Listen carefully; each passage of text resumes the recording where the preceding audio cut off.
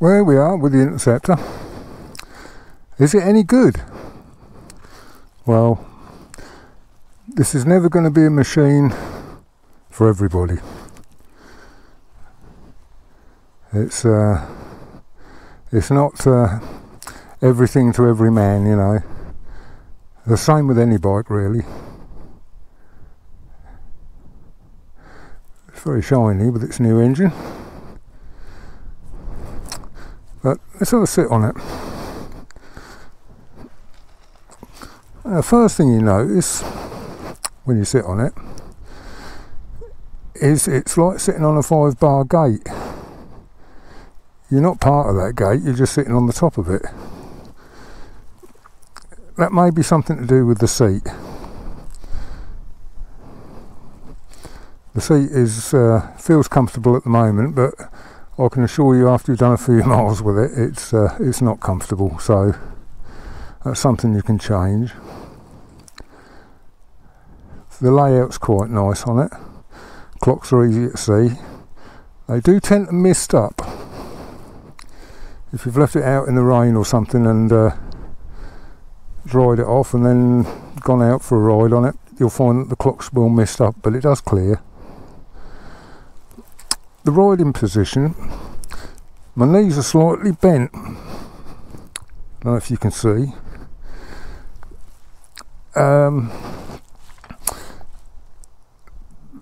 The footrests are quite well back, further back than I'd like to see them, which tends to, if you sit on the bike normally, the handlebars are just out of reach, so you have to lean forward. You've got to lean forward, so it puts you into a sort of like a bit of a sports bike position, really, which is odd because it's not a sports bike by any shape, means or form. But it's you get used to it. There's a lot of things I can say wrong about this bike. Well, not wrong, but things I don't like about it. But it is a great platform to make it how you want it. I'm filming this with my helmet on because it's really windy, and I'm trying to keep the wind out of the equation. But the handlebars, I think, are about maybe an inch and a half too short. I just want to be up a little bit higher, so you sit a little bit more upright. Got these Mickey Mouse mirrors, which are fine. Yeah, I mean, this is mildly modified. It's got a DNA filter in it, Enfield precision pipes. I bought the chrome tank because it had a red and black one on it, which is the Sunset Strip one. It's a genuine Royal Enfield tank.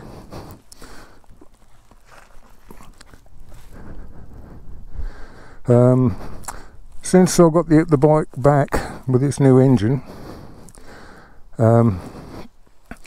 which is lovely, I've run it in pretty much. It's I've done just over 740 miles in the last 5 days. On Monday I had to go to Earthenborough in Northampton, which is 130 miles each way. That's 260 miles. Tuesday I had an appointment up in Sheffield, so I rode up there and back, which is the best part of 400 miles, plus whatever I've done with it in the meantime. But anyway, let's go up, get it going, and go up for a ride down it. We'll talk a bit more about it. Nice sweep of the dials.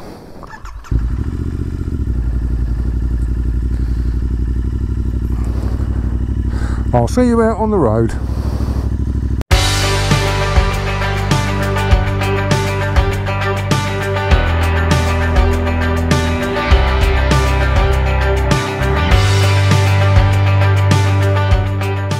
Well, here we are out on it. It's a bitingly cold day. And it's going to be dark in about half an hour.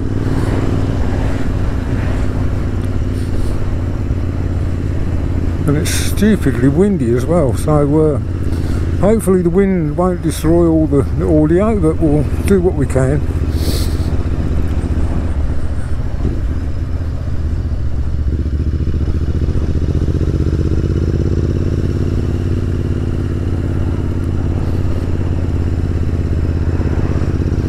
I'm going to tell you about some of the things I like about it. It's got a great sound, I will say that, and like I say, it's a great platform to build what you want, and I think I can improve this bike. These are only my comments, and they refer to me, really. I mean, I'm 6'6", as I keep telling you, everybody. This bike doesn't feel at all small to me.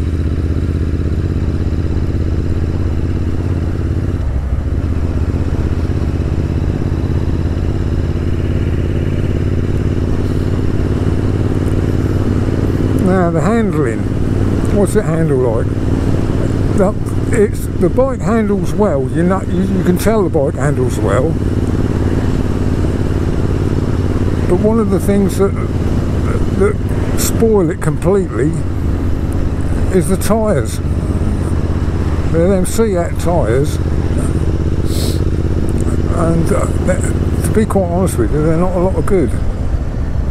I'll let this bloke come through, because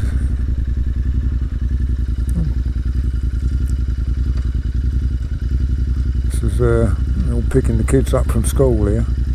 Gets a bit manic.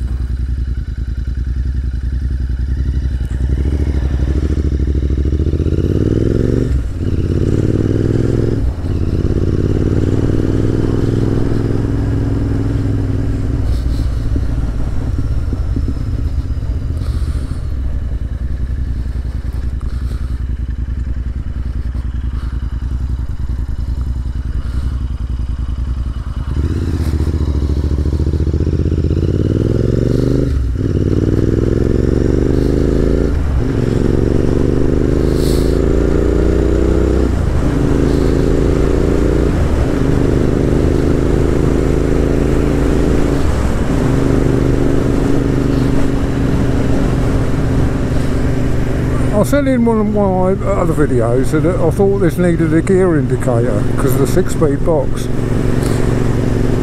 and somebody said, oh yeah, well you can tell by the rev counter. Well, the difference between third and fourth gear is 100 revs. You can barely detect it on the rev counter. They're that close together. And I'm old school, I don't like you know, you don't need 6-speed gearbox, but anyway, it is what it is. It's got it, so you've got to put up with it, haven't you?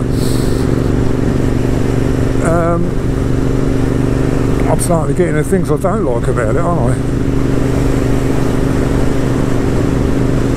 Hopefully the wind isn't too bad. We're going to get out onto the A14 and open it up a little bit. You can see what it will do then. This is geared up one extra tooth on the gearbox sprocket.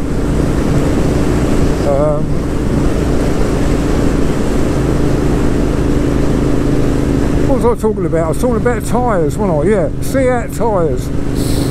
Yeah, these are not the same compound as the Seat tyres that are on the 350s, and they really do stick to the road. But these don't. I've had the front and the back step out onto me on dry roads. You know, and that was in the summertime when the tyres were red hot. You could hardly put your hand on the tread. They just don't inspire confidence, but that's an easy fix.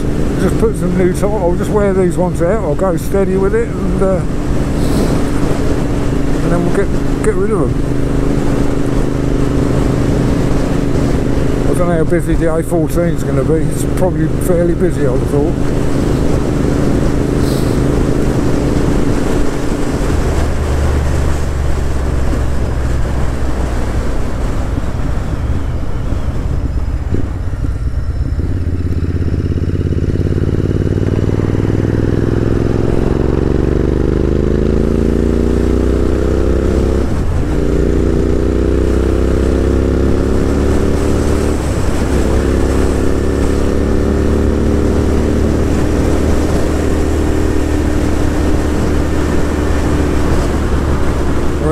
rubber cruising along at 70 mile an hour for 4,000 revs with the higher gearing, and that will hold this all day.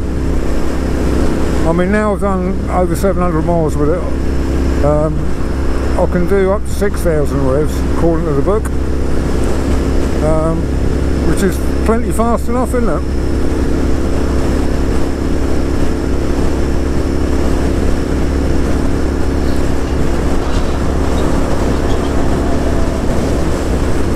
You'll get so many lorries on this road because this is the main route to Felixstowe Docks.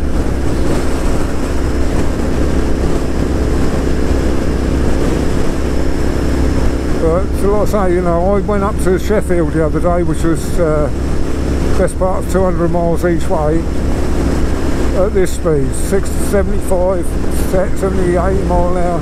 No, not a problem.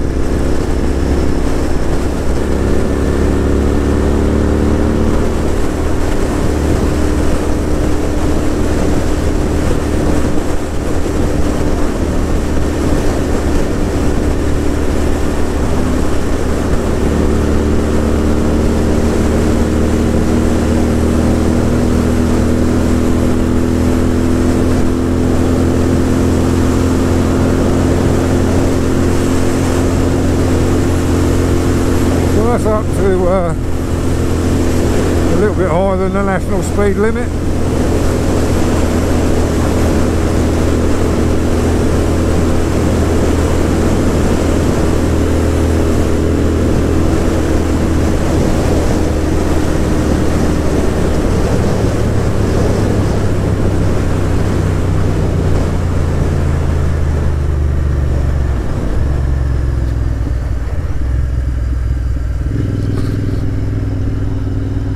I'm going to double up and go back the other way, and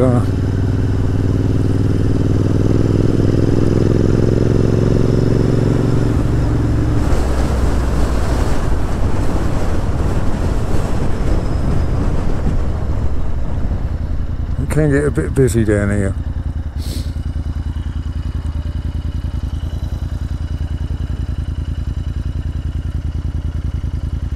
But as a bike, as a tool to do a job, it's great.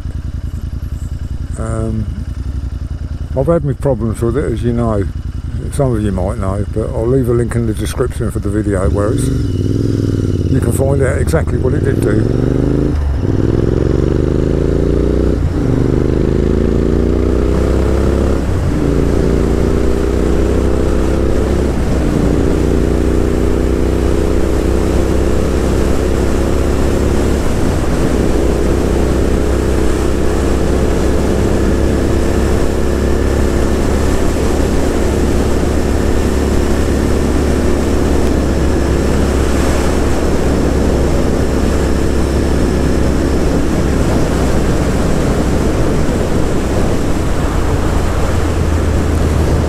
Now, fuel consumption, that's my next issue with this bike.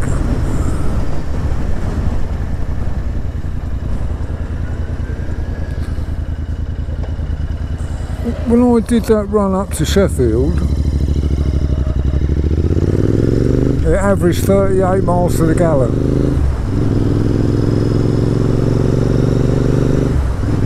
Which I was pretty amazed at, really, because I thought it would do a lot more than that.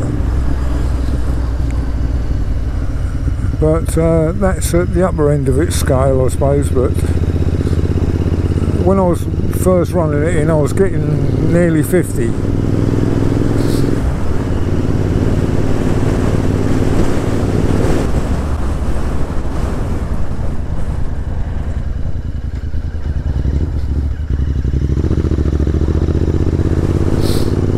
Hopefully I can squeeze through, they'll let me through.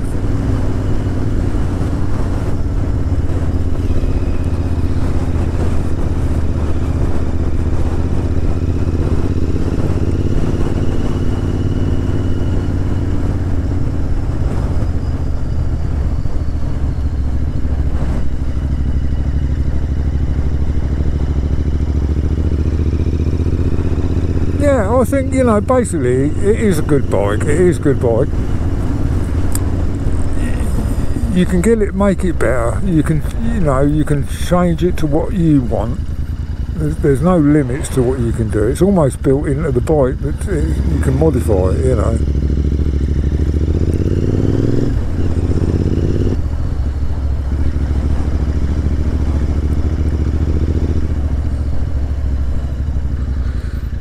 Brakes. What are the brakes like? Front brakes, really good. The back brake has got progressively worse over the time period. It's almost non-existent now. I guess you can put it down to pads.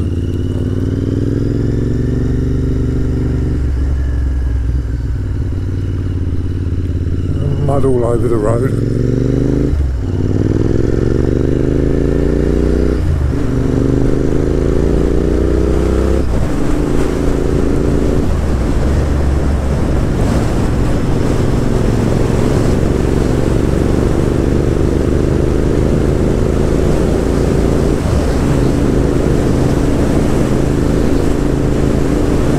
So, I guess they built the bike down to a price. So, they've obviously used cheap brake pads. I'll get some EBC brake pads in it when these are, well, if the back brake gets any much worse, I will put some in there before they're worn out.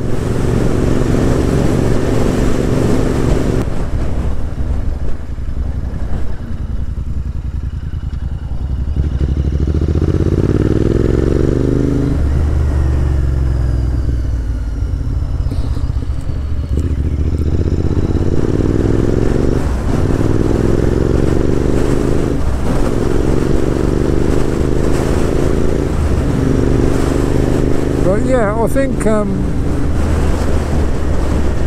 if you're thinking about getting one of these bikes, it's a good. I mean, most people, I don't know, perhaps it's just me, will buy one of these bikes and be completely happy with it from day one.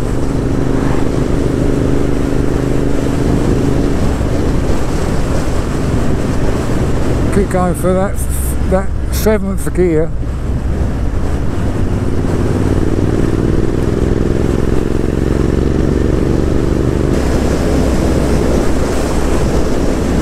Has it got enough power? It's got ample power. Absolutely ample power. It's got enough power to get you into trouble, enough power to get you out of trouble.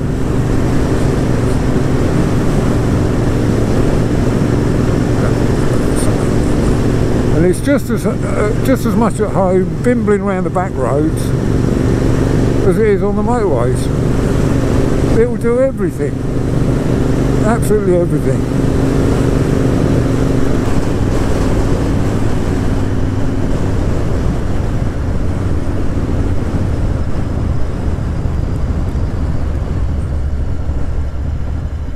Probably picked the worst time to the day to come out for a little bit of a ride, really, but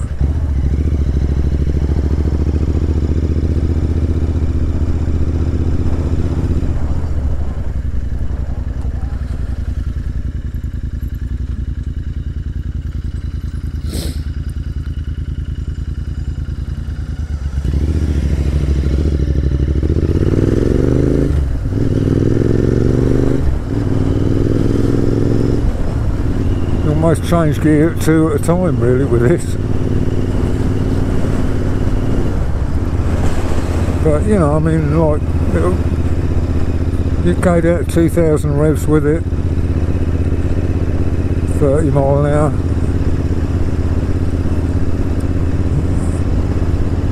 Seems to be quite happy at that.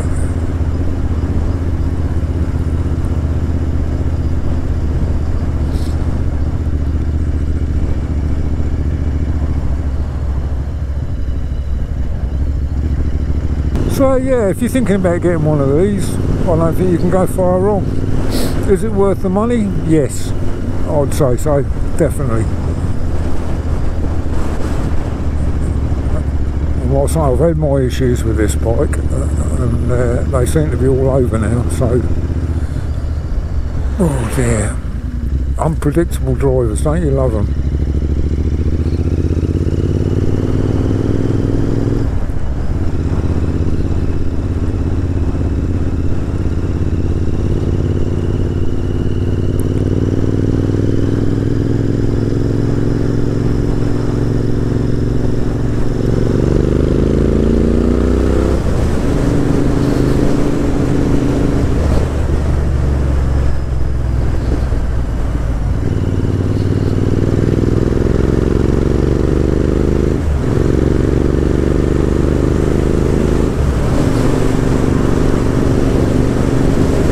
hasn't got the baffles in at the moment.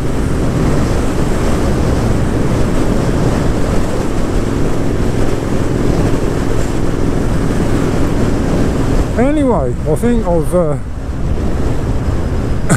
said a good enough bit about this bike. I mean, it has been on my videos quite a bit, but not for the right reasons. But also, I'll leave a link down in this description, and you can